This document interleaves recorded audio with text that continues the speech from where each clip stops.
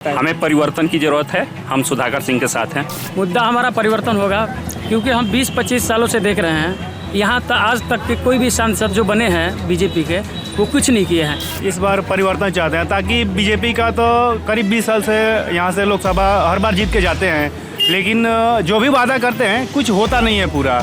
जैसे जो अपना विदेश नीति है उस पर तो मैं नो डाउट मोदी का समर्थन करता हूँ। चाहे यूक्रेन का जो मुद्दा हुआ वहाँ से सकुशल अपने नागरिकों को निकाल के लाए, या अभी फिलहाल में 9 जो एयरफोर्स के कर्मचारी फंसे थे वहाँ से निकाल के लाए। तो आपको भी लगता है कि वॉर मोदी जी ने रुकवा दी थी जो विज्ञापन चल रहा है? नमस्कार, आप देख रहे हैं महाखबर, मैं सुधाकर सिंह।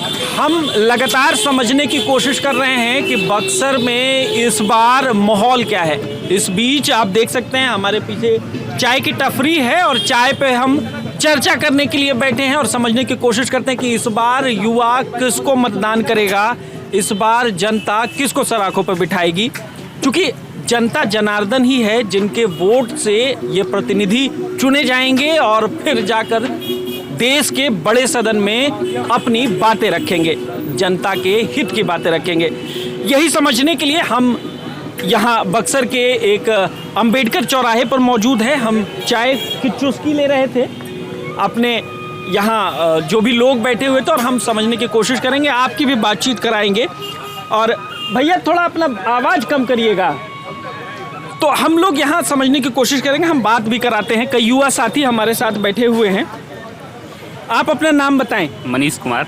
मनीष जी, इस बार क्या लगता है कि जनता का मूड क्या है? जनता का मूड है परिवर्तन। क्यों परिवर्तन? विकास के लिए। तो मोदी जी तो 14 साल, मोदी जी 2014 में जब सत्ता में आए तब से कह रहे हैं विकास करेंगे, विकास कर रहे हैं। ये बताइए भैया, आपके चैनल से हम पूछना चाहते हैं, नोटबंदी में क्या विकास हुआ?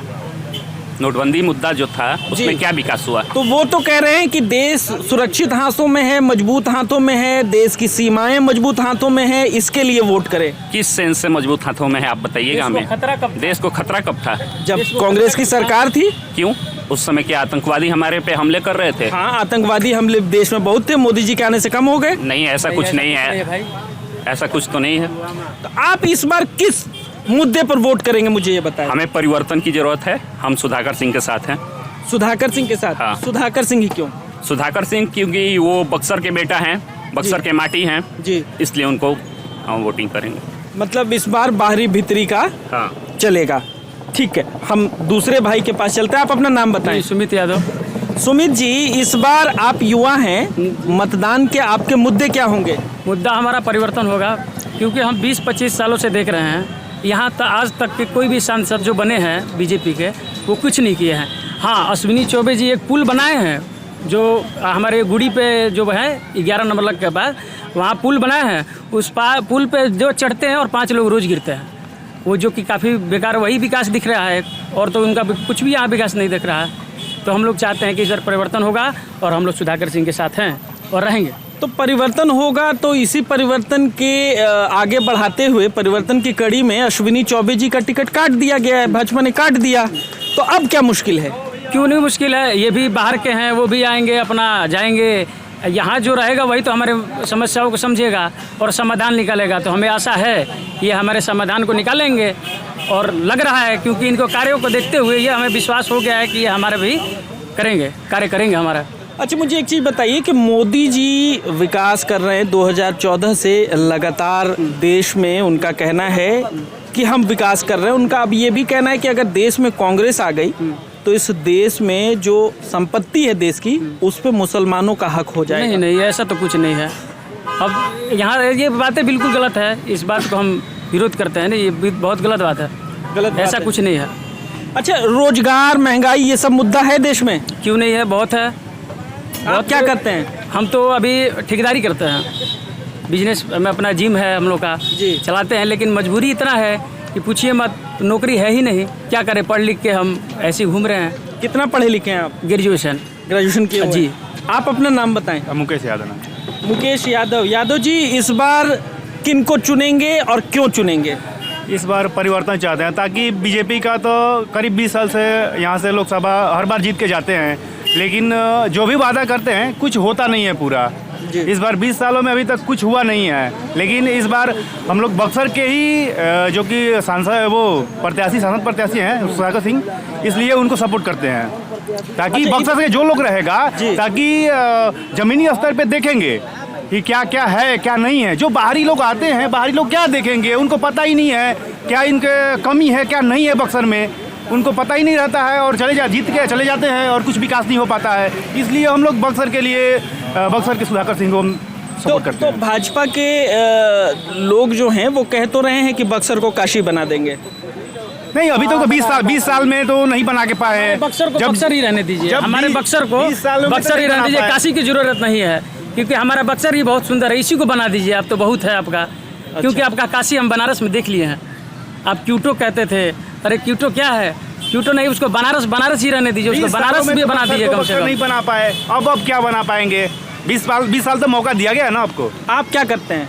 ग्रेजुएशन कर लिया, पढ़ाई तो कर रहे हैं, अब भाई वही तैयारी कर रहे हैं बस रोजगार के लिए। नौकरी नहीं है। हाँ, सबसे वही तो है कि बेरोजगार हैं सब। आप सब लोग बेरोजगार हैं और आप सब लोग सुधाकर जी के लिए बात करते हैं। हम दूसरी तरफ चलते हैं और समझने की कोशिश करिए इस बार मतदान किन मुद्दों पर होगा। आप युवा हैं, आपके मुद्दे क्या होंगे? क्योंकि ये जो मतदान है, यहाँ से हम लोग संसद में निचली सदन में अपने प्रतिनिधित्व को भेजते हैं जी। और होना ये चाहिए कि जो भी हमारे प्रतिनिधित्व हों वो बक्सर के जो बुनियादी मुद्दे हों उसे उठाएं जी। ये इस जिले को बने हुए लगभग 32 साल होने जा रहा है। 91 में बना था जी। पर यहाँ अभी भी अगर आप कहें तो पोस्ट ग्रेजुएशन की पढ़ाई की कोई व्यवस्था नहीं है। दूसरी चीज़, यहाँ अभी भी जो हमारे बच्चे हैं जो तैयारी करते हैं उनके लिए कोई फील्ड की व्यवस्था नहीं है। इससे पुराना जिला रोहतास है, वहाँ फील्ड है जगजीवन राम के नाम पे। और हमारे जो पिछले 2 टर्म से जो हमारे सांसद रहे हैं वो स्वास्थ्य मंत्री रहे हैं, पर हमारे हॉस्पिटल को अपग्रेड नहीं किया गया। और इन्हीं बेसिक मुद्दों पे हमें बक्सर अगर आप घूमें, अगर आप तो दिल्ली से आए हैं तो सड़कें यहाँ आपको चौड़ी मिलेंगी, पर शहर की गलियाँ अभी भी तंग हैं। यातायात के साधन बढ़ गए हैं पर चौड़ी सड़कें नहीं हुई हैं। जी, हम घूम रहे थे, हम 10 तारीख से आपको बताया कि घूम रहे थे। आपसे इत्तेफाक इसलिए रखता हूँ क्योंकि किला चौक पे जिस दिन मैं आया, नॉमिनेशन था, तो वहाँ से 2-3 चौक पड़ते हैं। एक तो महाराणा प्रताप चौक पड़ता है, वो पूरी तरीके से जाम रहता है। उसके बाद वीर कुंवर सिंह, उसके बाद आगे फिर एक और चौक है, फिर यहाँ अंबेडकर चौक है। आप कहीं से भी निकलें तो जाम की समस्या तो है। मुझे आप एक बात बताइए कि अश्विनी चौबे 2 बार से सांसद रहे, टिकट काट दिया गया। परिवर्तन भाजपा भी चाहती है, प्रत्याशी तो बदल ही दिया, फिर इतनी नाराजगी क्यों? देखिए, जब किसी से आप उम्मीद लगा के बैठे हों और उम्मीद पे अगर वो पास भी ना हो, हम नहीं कहते हैं कि एक्सीलेंट हो, अगर एवरेज मार्क भी ना लाए तो जनता का स्वाभाविक है उनसे नाराजगी। और अगर हम प्रतिनिधित्व जो होता है वो गार्जियन होता है, और गार्जियन अगर अपने सरोकार पे खरा ना उतरे तो जो जनता है उससे लाजमी बात है कि उससे वो हमदर्दी तो नहीं रखेगा।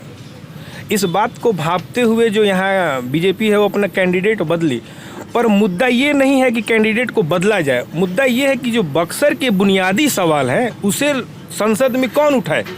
इसे मिनी काशी कहा जाता है जी। मिनी काशी का मतलब हुआ कि कल्चर यहाँ का स्ट्रॉन्ग है जी। तो कल्चर कैसे बनता है? क्या एजुकेशन के बिना आप अपना रिच कल्चर बना सकते हैं जी। तो यहाँ सुविधा नहीं है शिक्षा की। दूसरी बात क्या होती है, क्या इन 10 सालों में और पीछे भी जाए तो क्या यहाँ रोजगार के साधन उपलब्ध कराए गए? रोजगार नहीं कराए गए। तो इन सब मुद्दों पे यहाँ की जनता जो है अपना वोट देगी। और जनता का तो मुझे एक बात बताइए, आप रोजगार क्या करते हैं? मैं तो अभी एक अपना स्कूल है वहाँ का मैं प्रिंसिपल। मतलब ऐसे कहिए तो हाँ, सरकारी नौकरी नहीं है, अपने पढ़े लिखे हैं इसलिए अपना रोजगार कर रहे हैं। जी। अच्छा, मुझे एक बात बताइए कि मोदी जी लगातार कह रहे हैं कि विदेशों में डंका बज रहा है, चीन थर-थर कांप रहा है, पाकिस्तान कांप रहा है, तो इतनी नाराजगी क्यों मोदी जी से? अगर जेन्युइन बात किया जाए तो मोदी जी के ऐसा नहीं कि सारे उनके काम को हम एक तरफा हटा ही दें। जी है। जैसे जो अपना विदेश नीति है उस पर तो मैं नो डाउट मोदी का समर्थन करता हूँ जी। ठीक है, चाहे वो यूनाइटेड नेशन में अपनी बात रखनी हो, चाहे यूक्रेन का जो मुद्दा हुआ वहाँ से सकुशल अपने नागरिकों को निकाल के लाए, या अभी फिलहाल में 9 जो एयरफोर्स के कर्मचारी फंसे थे वहाँ से निकाल के लाए। तो उन मुद्दों पे तो मोदी को आप क्रेडिट देंगे। तो आपको भी लगता है कि वॉर मोदी जी ने रुकवा दी थी, जो विज्ञापन चल रहा है? ये मैं नहीं कह रहा हूँ, वहाँ जो अपने लोग फंसे थे उनको सकुशल रुकाया। वार को रुकवाना, पर्दे के पीछे जो राजनीति होती है आप भी जानते होंगे क्या होता है, वो वार रुकवाना, तो कहाँ वार रुका हुआ है। मैं विज्ञापन भाजपा ने जारी किया था कि पापा मोदी जी ने वॉर रुकवा दी। विज्ञापन तो जो चलाए जाते हैं आप समझ ही रहे हैं कैसे मैनिपुलेट करके सारी चीज़ें की जाती हैं। पर जो सबसे महत्वपूर्ण बात है, मोदी जो 2014 में जो बोल के आए थे कि रुपया जो गिर रहा है उसको हम रोक देंगे, पर वो कहाँ रुका हुआ है। इस मुद्दे को तो कोई उठाया ही नहीं।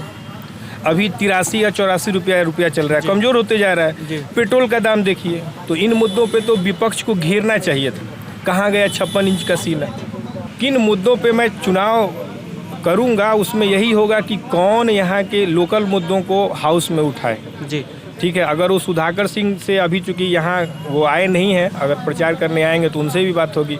मिथिलेश तिवारी जी भी हैं, एक योग्य जो कहें जो दावा कर रहे हैं आनंद मिश्रा वो भी हैं। जी पूर्व में हमारे विधायक डुमरांव से ददन पहलवान भी रहे क्षेत्र में, उनका भी बड़ा सरोख है, पकड़ है।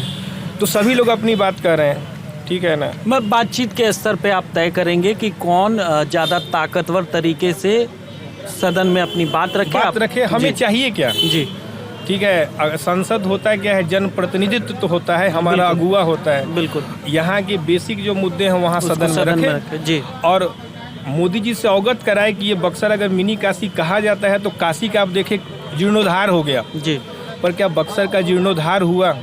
आपके जो वर्तमान प्रत्याशी हैं वो तो कह रहे हैं कि मैं काशी बना दूंगा बक्सर को। बना दूंगा, 10 साल किए क्या? 10 साल किए क्या? 10 साल छोटी तो 10 साल मोदी जी ने कोई काम नहीं किया? नहीं, ऐसा नहीं कहेंगे। देखिए बक्सर में विकास के नाम पे कुछ कॉलेज मिले हैं छोटे छोटे डुमरांव में। बक्सर अगर शहर की बात करेंगे, क्योंकि बक्सर जो जिला है वो सूखा और बाढ़ और दोनों से प्रभावित रहता है। जी, ठीक है, यहाँ सूखा का भी जैसे आप चले जाएंगे, क्योंकि बक्सर जो लोकसभा क्षेत्र है जी, इसमें 2 जिले के क्षेत्र आते हैं। अगर आप घूमेंगे कैमूर और रोहतास जी, और ये जी, और जो 5 विधानसभा क्षेत्र है उसकी अलग अलग अपनी रिक्वायरमेंट है। उस पर कहाँ काम हुआ? जी, जैसे आप इंटीरियर जाएंगे सूखा से प्रभावित होता है, गंगा के किनारे जो बेल्ट है और क्रमनसा से नदी वो बाढ़ से प्रभावित होता है, इस पर कहाँ काम हुआ? हम आपके करीब बहुत जगहों पे घूमे। आप बात करेंगे भैया, आप अपना नाम बताएं। नाम चितरंजन है। चितरंजन जी, आप मुझे ये बताएं कि अब सारे युवा खूब मुखर हैं, अपनी बातें रख रहे हैं। आपको अगर मतदान करना ही है, अगर क्या आप मतदान करेंगे तो आपके मुद्दे क्या होंगे जिन पर आप मतदान करेंगे? देखिए, मुद्दे जो समस्याएं इन्होंने गिनाई यही मुद्दे बनेंगे। ठीक, खास करके हम थोड़ी एजुकेशन की बात कर लें तो छोड़ दिया जाए अभी जो चल रहा है। एक पोस्ट ग्रेजुएट कॉलेज यहाँ नहीं है, ये जिला है, ठीक ना, हेडक्वार्टर है यहाँ। एक पोस्ट ग्रेजुएट कॉलेज नहीं है, दूसरे जिले बच्चों को जाना होता है, स्थानांतरित होते हैं, डेली आना जाना होता है। ये एक दुखद पक्ष है, एक लंबा समय हो गया, ठीक ना, पहली चीज़। उसके बाद रोजगार की तो बात छोड़ दीजिए। जो नवयुवक हैं, कोई सेना में जाना चाहता है, अमूमन जो दौड़ने के लिए एक इन लोगों के ग्राउंड नहीं है। अब नौकरी भी नहीं है सेना में। दीजिए, नौकरी तो वो बात की बात है, मिलेगा कि नहीं। एटलीस्ट कम से कम जो प्रयासरत हैं उनको कम से कम एक दौड़ने के लिए ग्राउंड कहीं नहीं है।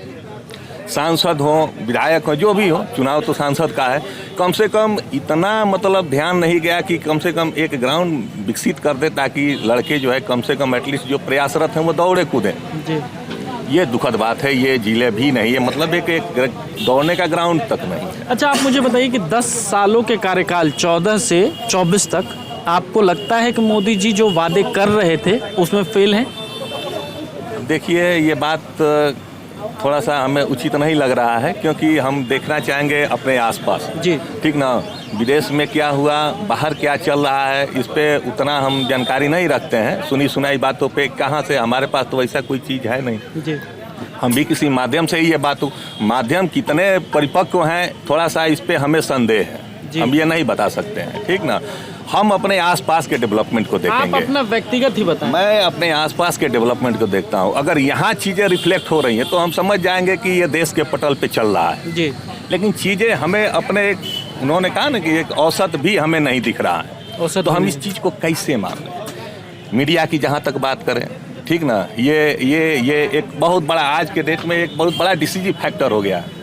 हम किस मीडिया पे भरोसा करें? ठीक कह रहे हैं। इलेक्ट्रॉनिक की बात करें, फिर जो है नहीं वो परोसा जा रहा है, दिन रात एक ही चीज़ें दिमाग में ठूसा जा रहा है। ये क्या है?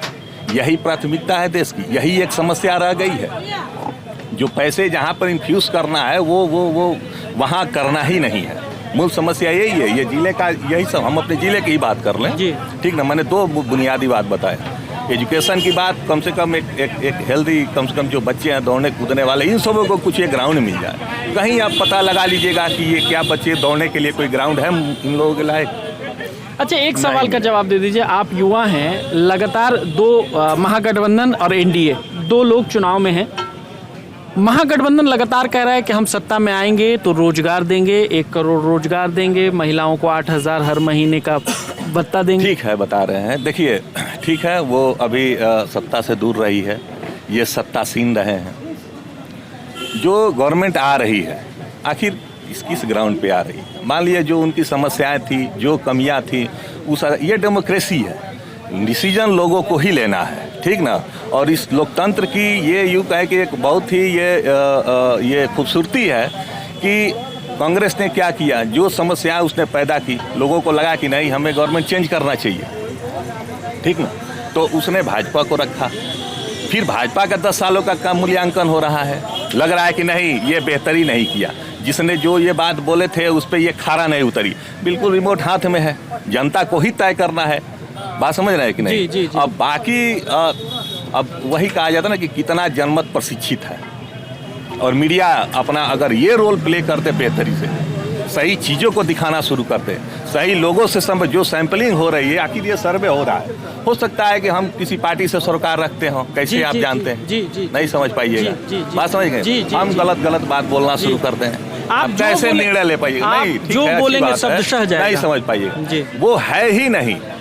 तो हम ठीक है, हम ऐसा करेंगे, उस पार्टी का एक हम मैनिफेस्टो है, हम ये करेंगे, हमारे पास यही 5 साल का टाइम फ्रेम है ना, हम इसी में देखेंगे ना। बिल्कुल, क्या दिखाया जा रहा है मेरे को क्या मालूम, मेरे जेब पे क्या वजन पड़ रहा है, हम जहाँ रह रहे हैं वहाँ क्या हो रहा है, हमारा नज़र इस पे, हम इतने से बोलिए ये सैंपलिंग है, ये रिप्रेजेंटेटिव बैठा है ना जी, ये रिप्रेजेंट करता है हमको। जब इसको कोई लेना देना नहीं है तो ऊपर क्या, फिर ये क्या मतलब है? अच्छा, एक सवाल आखिरी कि मोदी जी इस बार लगता है 400 पार करेंगे? अब ये देखिए चीज़ें, हम ये पॉलिटिकल न्यूज वैसे भी 3 महीने से बंद कर दिए देखना जी। तो क्या चल रहा है उतना बहुत विशेष गहनता से हम चीज़ों की पड़ताल नहीं कर रहे हैं इस समय, ठीक ना। जो भी आए, हमें क्या करना है ये व्यक्तिगत तौर पे बस ये हम बस जानते हैं जी, ठीक है। और बाकी जनमत को प्रशिक्षित करने का काम ये देख लीजिए, सब पोस्टर लगे हैं, वोट देना है, 1 जून को देना है जी, वोट परसेंटेज गिर रहा है, इसका पीछे क्या रीजन है, ये सब सरकार की भी तो कुछ जिम्मेदारी होनी चाहिए जी, कि क्या हम क्या करें। बिल्कुल, बात समझे, ये दुखद पक्ष है कि 40%, 35%, 30% वोटिंग देश का वो नेतृत्व बना दे रहा है। थोड़ा सा दुखद पक्ष ये डेमोक्रेसी है, वोट परसेंटेज बढ़ना चाहिए कि नहीं? बिल्कुल, 40 लोग डिसाइड कर देंगे पूरी पॉपुलेशन को, तो इन सब चीज़ों पर थोड़ा ध्यान देने की तो निकल के मतदान करिए, हम ही आप मतदान करेंगे। ठीक है, धन्यवाद।